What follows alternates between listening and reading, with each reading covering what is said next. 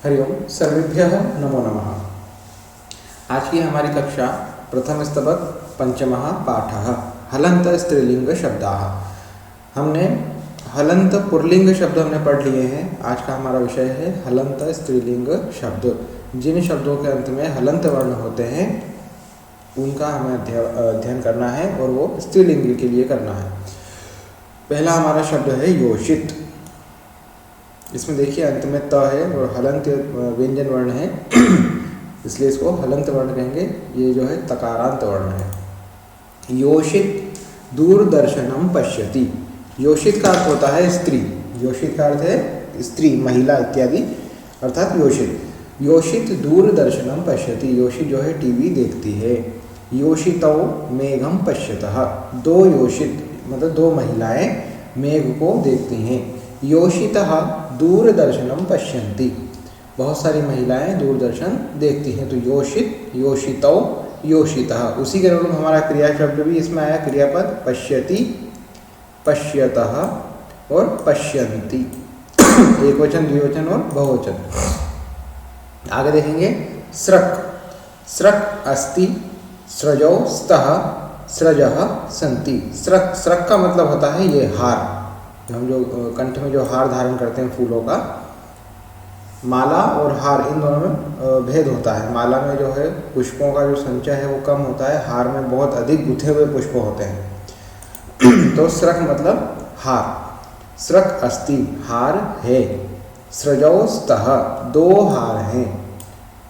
स्रजः सन्ति बहुत सारे हार हैं।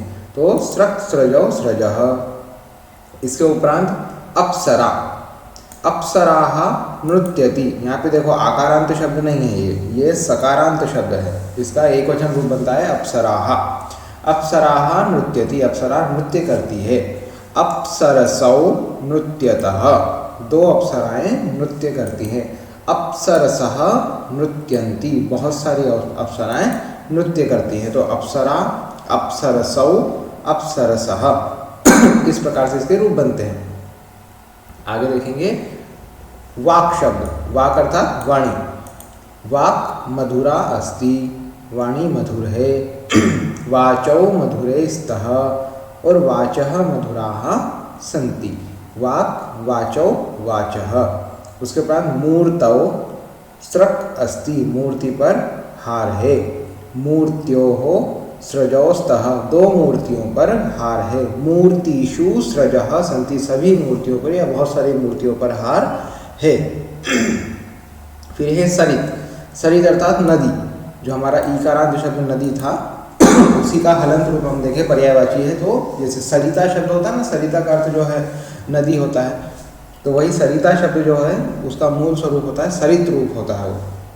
तो सरित, सरितौ, सरितः ये तकारांत शब्द है। एक वचन सरित वहति, सरितौ वहतः, सरितः वहन्ति। इसके उपरांत है विपत् मतलब विपत्ति। विपत् आपतति। विपत्ति आकर के गिरती है। विपदौ आपततः दो विपत्तियां गिरती है। ठीक है। और विपदः आपतन्ति बहुत सारी विपत्तियां एक साथ आके गिरती हैं। तो विपत्, विपदौ, विपदः। फिर है परिषद। परिषद शब्द आपने सुना है जैसे नगर परिषद होता है उस प्रकार परिषद मतलब सभा। परिषद, परिषदौ, परिषदः ये भी दकारांत शब्द। फिर है समित। समित, समिधौ, समिध। समिधा का मतलब समिधाएँ होती है। जैसे यज्ञ जब करते हैं तो उसमें समिधाओं का प्रयोग करते हैं। तो वो जो समिधाएँ होती है उसके रूप ऐसे चलते हैं। समित, समिधौ, समिधः। समित ज्वलति एक समिधा जलती है। समित का वैसे हम अर्थ देखें तो यहाँ पे लकड़ी रूपी, लकड़ी जो होती है हम यज्ञ के लिए जो लकड़ी प्रयोग करते हैं उसको समिधा कहते हैं। तो एक समिधा जलती है मतलब समित ज्वलति। दो समिधाएं जलती है तो समिधौ ज्वलतः। और बहुत सारी समिधाएं जलती है तो समिधाः ज्वलन्ति। फिर देखेंगे दिक् शून्या भवति। दिक् अर्थात दिशा। जैसे हमारी जो दशों दिशाएं होती है पूर्व, पश्चिम, उत्तर, दक्षिण इत्यादि, तो वैसा है दिक् अर्थात दिशा। तो दिशा शून्य है होती है तो दिक् शून्या भवति।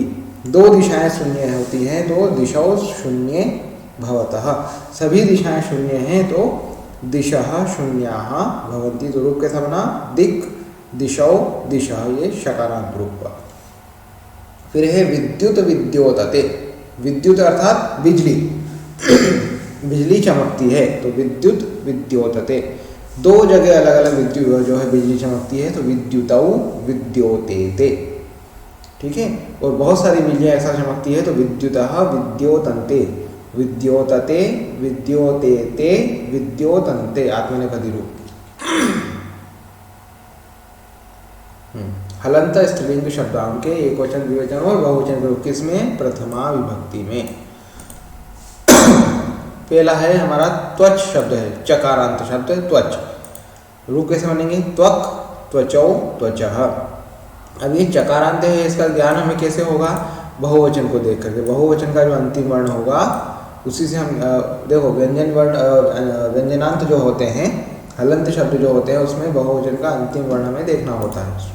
ठीक है, स्वरांत में अर्थात अजंत में ऐसी प्रक्रिया नहीं, लेकिन व्यंजन में ऐसी प्रक्रिया है। तो त्वक शब्द को अगर हम देखें तो ऐसा दिखता है जैसे कि ककारांत हो, लेकिन ये ककारांत ना होकर के इसका बहुवचन हम देखेंगे तब पता लगेगा कि ये चकारांत है। तो त्वक त्वचौ त्वचः। फिर है वाच शब्द, तो वाक वाचौ वाचः।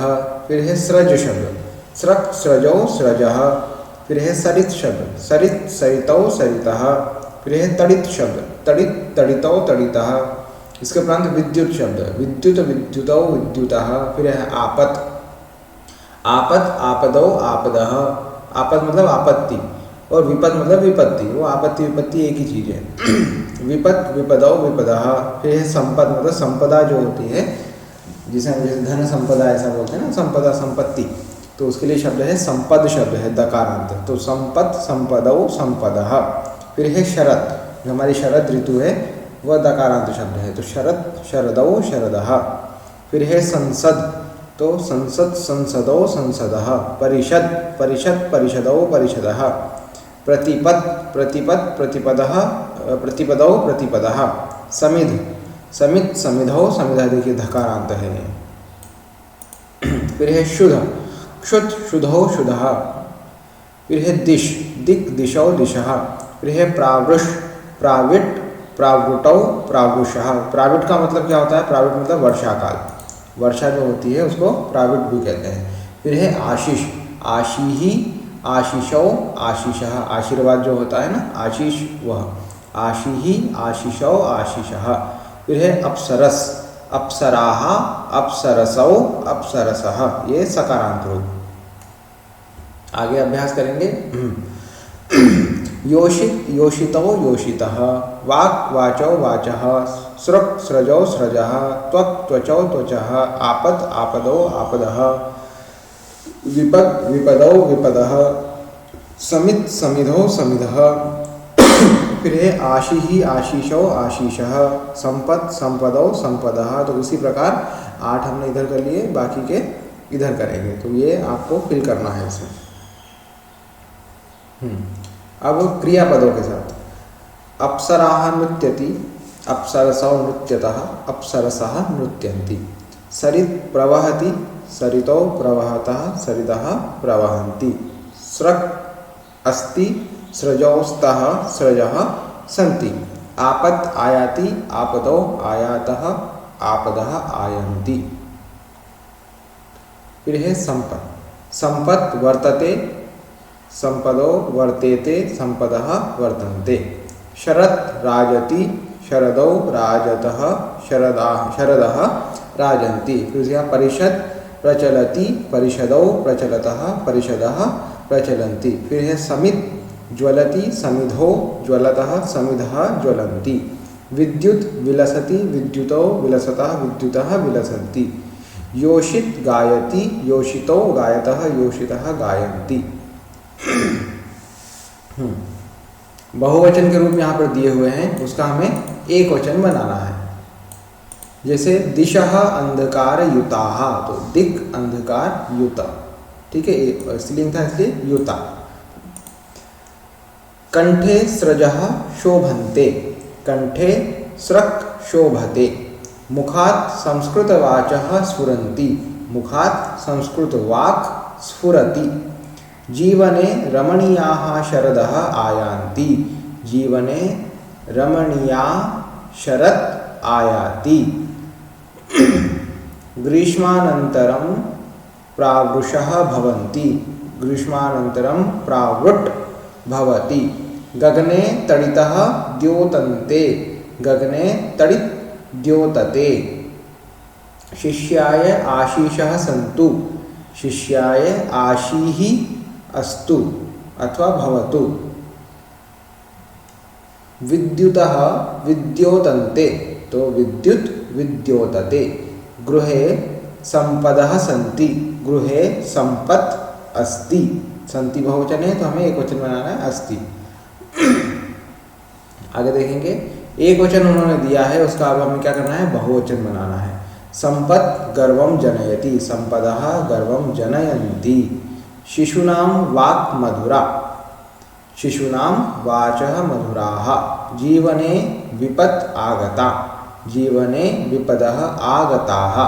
अत्र परिषत् प्रचलति, अत्र परिषदः प्रचलन्ति। योषित जलम् आनयति, योषितः जलम् आनयन्ति। सरित प्रवहति, सरितः प्रवहन्ति। तो इस प्रकार से आपको बाकी शेष बनाने हैं। अंत्य निर्देश, स्रक् स्रजः जकारांत, आपत् आपदः दकारांत, समित् समिधः धकारांत, प्रावृट् प्रावुषः शकारांत। कौन सा शकार, मूर्धन्य शकार, मतलब षटकोण वाला शकार। उस प्रकार आशीः आशीषः शकारांत, सरित सरितः तकारांत, उपानत उपानदः उपानतः तकारांत, दिक् दिशः शकारांत, श्रुत श्रुतः तकारांत। इस प्रकार ये सभी करना है। संपद संसद संसदः दकारांत हो जाएगा। उपनिषद उपनिषदः ये भी दकारांत है। फिर इसमें फिर से हमें क्या करना है, अंतिम निर्देश करना है। विपद विपदः, तो इसमें बहुवचन उन्होंने दिया है तो सिर्फ इसी को देखेंगे। विपदः दकारांत, संपदः दकारांत, विद्युतः तकारांत, परिषदः दकारांत। तो इस प्रकार यहाँ से अंतिम निर्देश हम बहुवचन से इसको पहचानेंगे। अब हमारा लेसन है यत्र नार्यस्तु पूज्यन्ते, जहाँ नारियों को पूजा जाता है। अस्माकं भारतीय संस्कृतौ नारीणां भूमिका महत्वपूर्णा वर्तते। हमारी भारतीय संस्कृति में नारियों की भूमिका अत्यंत महत्वपूर्ण है। योषित स्त्री महिला प्रभृतयः नारी इत्यस्य पर्यायवाचिनः शब्दाः सन्ति। योषित स्त्री महिला इत्यादि नारी शब्द के पर्यायवाची शब्द है, सिमिलर वर्ड्स हैं। वैदिक युगे मैत्रेयी गार्गी प्रभृतयः महत्यः योषितः अभवन्। वैदिक काल में, वैदिक युग में मैत्रेयी गार्गी इत्यादि बहुत ही महान योषित, मतलब महान महिलाएं हुई। सीता सावित्री द्रौपदी कुंती प्रभृतयः पुराण युगस्य उल्लेख योग्याः योषितः आसन्। सीता सावित्री द्रौपदी कुंती इत्यादि पुराण युग की उल्लेख योग्य, मतलब उल्लेखनीय स्मरणीय जो है नारियां हुई। लक्ष्मी पार्वती सरस्वत्यादयः देवलोकस्य योषितः सन्ति। लक्ष्मी पार्वती और सरस्वती देवलोक की योषित हैं। योषित मतलब महिलाएं हैं, स्त्रियां हैं। तासु लक्ष्मी ही विष्णोः पार्वती च शिवस्य पत्नी अस्ति। उनमें लक्ष्मी जो है वो विष्णु की और पार्वती जो है शिव की पत्नी है। इमे देवयोषितो परम पूज्य स्तः। ये दोनों जो देवयोषित हैं, देव महिलाएं हैं, देव स्त्रियां हैं, परम पूज्य हैं। रंभा मेनका उर्वशी प्रभृतयः अप्सरसः अपि स्वर्गस्य योषिताः सन्ति। रंभा मेनका उर्वशी इत्यादि जो अप्सराएं हैं ये स्वर्ग की योषित हैं, स्वर्ग की महिलाएं हैं। तासु उनमें रंभा मेनका च प्रसिद्धे अप्सरसौ आस्ताम्। रंभा और मेनका प्रसिद्ध अप्सराएं हैं। यस्मिन् गृहे योषिताम् आदरः भवति तत्र देवाः निवसन्ति।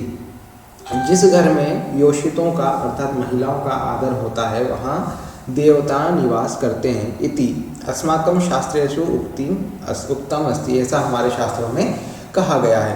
क्या कहा है, यत्र नार्यस्तु पूज्यन्ते रमन्ते तत्र देवताः इति। जहाँ नारियों को पूजा जाता है, नारियों का आदर सम्मान होता है, पूजन होता है, वहाँ पर देवता क्या करते हैं, निवास करते हैं, वहाँ देवताओं का वास होता है। पुरुषापेक्षया स्त्रीणां वाक् प्रायः मधुरा भवति। पुरुषों की अपेक्षा स्त्रियों की जो वाणी है वह मधुर होती है। न केवलम वाक् किंतु तासां स्वभावः अपि मधुरः भवति। और सिर्फ उनकी वाणी ही मधुर नहीं होती है, उनका स्वभाव भी मधुर होता है। लोक व्यवहारे वाचः स्वभावस्य च अधिकं महत्वं भवति। लोक व्यवहार में वाणी और स्वभाव का बहुत अधिक महत्व होता है। यदि कस्यचित् वाक् दृषदिव कठोरा भवति, यदि किसी की जो वाक् अर्थात वाणी जो है वो दृषद के समान, दृषद अर्थात पत्थर के समान, पाषाण के समान अगर कठोर होती है तो तर्हि सह लोक व्यवहारे न कदापि सफलः भवति, वह लोक व्यवहार में कभी भी सफल नहीं होता है। वस्तुतः उत्तम नारीणां मधुरया वाचा व्यवहारेण दृषदा तुल्याः कठोराः जनाः अपि द्रवीभूताः भवन्ति। वस्तुतः उत्तम नारियों की मधुर वाणी के व्यवहार से, उत्तम नारीणां मधुरया वाचा व्यवहारेण, उत्तम नारियों के मधुर वाणी के और व्यवहार से दृषदा तुल्य, पत्थर के समान कठोर लोग जो होते हैं वह भी द्रवीभूत हो जाते हैं, पिघल जाते हैं। समाजे नारी बहवीषु भूमिकासु तिष्ठति, समाज में जो नारी है उसकी बहुत अधिक भूमिकाएं हैं, बहुत अधिक भूमिकाओं में नारी स्थित है। कैसे? क्वचित मातृरूपेण, क्वचित भगिनी रूपेण, क्वचित च जाया रूपेण। कभी नारी जो है कभी माता के रूप में होती है, कभी बहन के रूप में होती है और कहीं जाया अर्थात पत्नी के रूप में होती है। परंतु एतासु भूमिकासु तस्याः मातृभूमिका सर्वोपरि परिगणिता भवति। इन सभी भूमिकाओं में जो माता की भूमिका है, माता का जो स्वरूप है, मातृ स्वरूप जो है स्त्री का, वह सर्वोपरि परिगणित है, सबसे ऊपर गिना जाता है, अग्रगण्य है। अस्यां भूमिकायां सा संततिभ्यः आशीषः प्रयच्छति, इस भूमिका में वह अपनी संततियों को आशीष प्रदान करती है, आशीर्वाद प्रदान करती है। मातुः आशीषः संतानानां सर्वं कार्यं साधयन्ति, माता का जो आशीर्वाद है वह उसकी संतान के सभी कार्यों को सिद्ध करता है। कुन्त्याः आशीर्भिः पांडवाः महाभारत युद्धे विजयिनः अभवन्, कुंती के आशीर्वाद से पांडव महाभारत के युद्ध में विजयी हुए। नारीणाम आशीः न केवलं स्वसंततीनां कृते किंतु अपरेषां कृते अपि भवति, नारियों का जो आशीर्वाद है वो केवल अपनी ही संततियों के लिए, अपनी ही संतान के लिए नहीं होता है, अपितु अन्य के लिए, अपरेषां कृते मतलब अन्य लोगों के लिए भी होता है। कैसे? गांधारी दुर्योधनाय आशीः प्रदान समये अक्षतमस्तु पुण्यम जगति धर्मस्य भवतु जयः इति उक्तवती। जब गांधारी ने दुर्योधन को आशीर्वाद प्रदान किया था तो उस समय क्या बोला था कि अक्षतमस्तु पुण्यम जगति, कि यह जो जगत है, यह जो संसार है, इस संसार में अक्षतमस्तु पुण्यम, पुण्य जो है वो अक्षत है, उसको क्षीण नहीं किया जा सकता। धर्मस्य भवतु जयः, और धर्म की ही जय होती है या होनी चाहिए। तो उनका आशीर्वाद जो दुर्योधन के लिए था वह क्या था कि इस संसार में पुण्य का कभी क्षय नहीं होगा और धर्म की ही जय होगी, ऐसा उन्होंने अपने पुत्र को बोला था। तो हुआ क्या? पांडवानां पक्षे धर्मः आसीत्, धर्म जो है किसके पक्ष में था? पांडवों के पक्ष में था। अतएव इसीलिए पांडवाः विजयिनः अभवन्, पांडव जो है विजयी हुए। तो इस प्रकार देखो, गांधारी जो है दुर्योधन की माता थी, लेकिन फिर भी गांधारी का जो आशीर्वाद है वो पांडवों के लिए सिद्धकारी हुआ, दुर्योधन के लिए नहीं हुआ। क्यों? क्योंकि दुर्योधन अधर्म के साथ था, धर्म के साथ नहीं था। और उनका आशीर्वाद क्या था कि धर्मस्य भवतु जयः, धर्म की विजय होगी। नारीणाम आशीर्भिः संतानानां जीवनस्य दिक् निर्धारिता भवति, नारियों के आशीर्वाद से, आशीर्वाद स्वरूप में संतान की, पुत्र पुत्रियों की, उनके जीवन की दिशाएं निर्धारित होती है। दिक् अर्थात दिशा निर्धारिता भवति, दिशा निर्धारित होती है। उत्तमां दिशं प्राप्य, उत्तम दिशा को प्राप्त करके, ते अर्थात वे संततियाँ जीवने उन्नतिं कर्तुम अर्हन्ति, जीवन में उन्नति करने के लिए सक्षम होती हैं, अर्थात उन्नति करती हैं। तो ये हमारा पाठ लेसन पूरा हुआ। इसमें सुभाषित है, मातृदेवो भवः, माता देवतुल्य है या हो, न मातुर्देवतम परम, माता जो है देवता के देवता से भी पर नहीं है, दूसरी नहीं है, मतलब देवता के समान है। हितम मनोहारी वच, हितम मनोहारी च दुर्लभम वचः, हितकारी और मनोहारी जो वचन है वह दुर्लभ होते हैं। वचन, यहाँ पे वचन लिखा हुआ है कि कैसे वचन दुर्लभ हैं, तो हितकारी और मनोहारी वचन दुर्लभ हैं। जननी जन्मभूमिश्च स्वर्गादपि गरीयसी, जननी और जन्मभूमि स्वर्ग से भी बढ़कर है, स्वर्ग से भी बड़ी है। कुपुत्रो जायेत क्वचिदपि कुमाता न भवति, कि एक बार पुत्र जो है कुपुत्र हो सकता है, लेकिन क्वचिदपि कभी भी माता कभी कुमाता नहीं होती है। यत्र नार्यस्तु पूज्यन्ते रमन्ते तत्र देवताः, जहाँ नारियों का पूजन होता है, आदर सम्मान होता है, वहाँ देवता निवास करते हैं। यत्र यत्रेतास्तु न पूज्यन्ते सर्वाः तत्र तत्राफला क्रिया, और जहाँ इनका पूजन नहीं होता, यत्र एताः तु न पूज्यन्ते, जहाँ इनका पूजन नहीं होता है, आदर सम्मान नहीं होता है, वहाँ सर्वाः तत्र अफलाः क्रियाः, वहाँ पे सारी क्रियाएं जो है अफल देने वाली होती, मतलब फल नहीं, फलीभूत नहीं होती है, सिद्ध नहीं होती है, सारी क्रियाएं विफल हो जाती है। तो ये हमारा लेसन पूरा हुआ। उसी के अनुरूप यहाँ पे हमारे क्वेश्चन आंसर हमें करने हैं। प्रातिपदिक बताना है योषितः तकारांत, वाक वाचो वाचः चकारांत, अप्सरसः सकारांत, आशीषः शकारांत। सुक्तिम पूर्यते, सुक्ति को पूरा करना है। उसके बाद हमारा अगला जो लेसन है षष्ठा पाठ हलंत नपुंसकलिंग शब्दाः, यह हम हमारी अगली कक्षा में पढ़ेंगे। तावत् नमो नमः।